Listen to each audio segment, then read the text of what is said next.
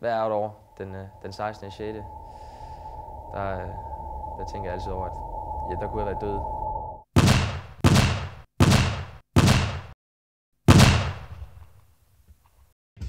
En sædvanlig aften med vennerne blev usædvanlig, da Daniel Aziz den 6. juni 2006 var på diskotek Crazy Daisy i Odense for at fejre en fælles kammerats fødselsdag.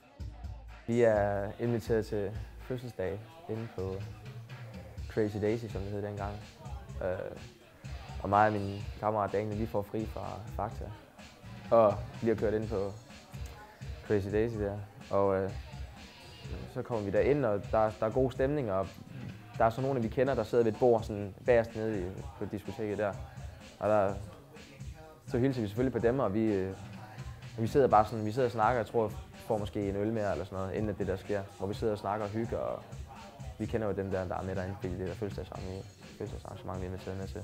Men det er ikke alle, der denne aften er taget i byen for at hygge sig.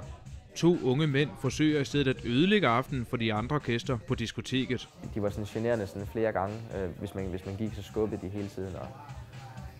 Og de råbte og skreg, og der var hele tiden noget, hvis man gjorde noget. Altså sådan, og generelt sådan for alle på diskoteket var de sådan generende overfor. Jeg tror, der går en times tid eller sådan noget, før jeg ser Daniel og en eller anden marker der er i gang med at diskutere op og slås og ligner. Og altså, det ser sådan generende ud for ham. Og så kan jeg se, at de går udenfor. Daniel og hans ven beslutter sig for at følge efter dem udenfor, hvor de ser deres fælles kammerat og den ene af de 2 unge mænd fortsætte deres diskussion. De er enormt meget op at køre. Sådan helt råb og skrig, og det tager min ven så ikke så meget af. Og meget Mads, som det gik ud med, at vi tænker, nå, så lader vi de 2 fulderikker der være, og så, ja, så går vi op mod Froggies deroppe for at finde en taxa, så tænker jeg, så tager vi bare hjem af. Kommer et stykke deropad, og så kan vi se, at Daniel han får sådan et slag i ansigtet. Og der tror jeg bare, man vil sige, der kom jeg ham til undsætning, altså for at hjælpe. Ikke for at deltage eller noget som helst, men simpelthen for at hjælpe og så få ham op. Det der sker, da jeg kommer hen, det er, han står og sparker ham sådan i ansigtet, han kæmper for at komme op. Han ligger sådan på tidspunkt sådan på alle 4, hvor jeg tænker, og prøver at afværge sådan nogle spark fra ham der. Og de er 2, der deltager i det her. Og så kan jeg mærke Mads, som jeg gik ud med der, er i gang med en bagved, prøver at holde ham væk eller sådan noget. Jeg får rejst Daniel op på alle 4, eller rejse ham op igen på benene, og prøver at få vendt ham væk fra de der spark og sådan noget.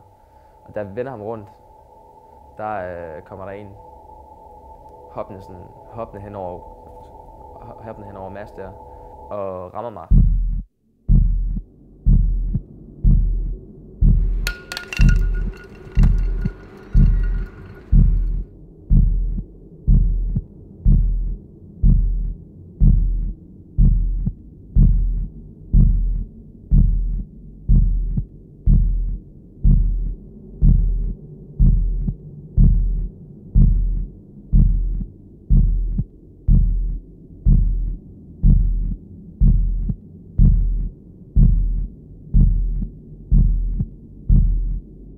Det eksploderer ind i hovedet på mig. Altså, jeg har aldrig oplevet så vild en smerte i hele mit liv. Det var ganske forfærdeligt, men blodet det står ud af ansigtet på mig, og jeg kan mærke med det samme, at der er et eller andet fuldstændig galt.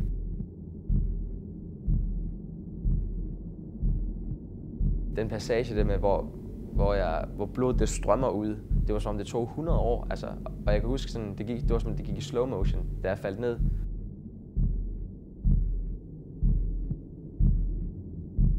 Men der kommer der en fremmed, sådan hjælper mig op sammen med en anden ven inden for diskoteket der, som hjælper mig op på en bænk, og så kommer der en ældre dame og hjælper mig, og de får ringet til en ambulance. Alle knogler, eller alt var ødelagt herinde, altså flækket hele kraniet rundt herover til, og opad og ned. Min næse sad inde i mit højre øje, og knoglerne her, de var næsten prikket hul på øjnene. Det var så voldsomt, at det eneste, der gør, det er at skære mig op fra øre til øre. Sådan henover her. Og så simpelthen lave sådan en face-off, altså tage mit ansigt af. Og så genopbygge det igen. Lappe det sammen, og så sætte min næse på plads, og knoglerne væk fra øjet.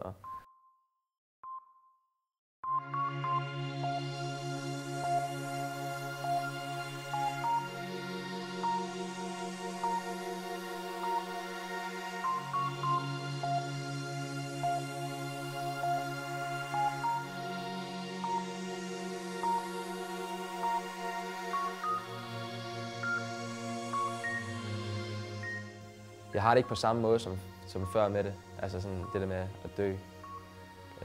Hvor det var mere sådan, det var frygt jo før, ikke? Hvor man føler sådan, at man har været tæt på, og ja, det er et helt andet forhold, man har til det sådan nu. Altså, det er også sådan svært at forklare, sådan, hvordan man har med døden. Altså, jeg er 23 år, jeg har ikke lyst til at dø, men hvis det skulle ske, så har jeg virkelig oplevet nogle fede ting. Det man tænker over, at det var sgu tæt på. Det var virkelig tæt på.